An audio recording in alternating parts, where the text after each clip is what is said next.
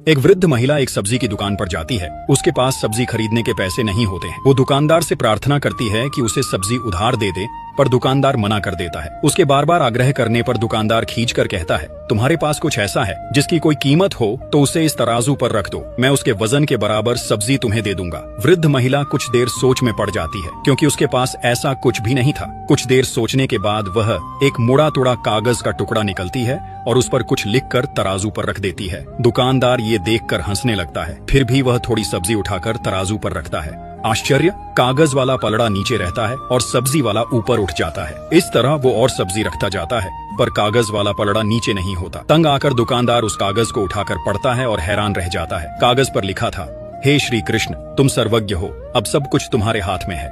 दुकानदार को अपनी आंखों पर यकीन नहीं हो रहा था। वो उतनी सब्जी वृद्ध महिला को दे देता है। पास खड़ा एक अन्य ग्राहक दुकानदार को समझाता है कि दोस्त, आश्चर्य मत करो, केवल श्री कृष्ण ही जानते हैं कि प्रार्थना का क्या मोल होता है। वास्तव में प्रार्थना में बहुत शक्ति होती है, चाहे वो 1 घंटे की हो या 1 मिनट की। यदि सच्चे मन से की जाए तो ईश्वर अवश्य सहायता करते हैं। अक्सर लोगों के पास ये बहाना होता है कि हमारे पास वक्त नहीं, मगर सच तो ये है कि ईश्वर को याद करने का कोई समय नहीं होता।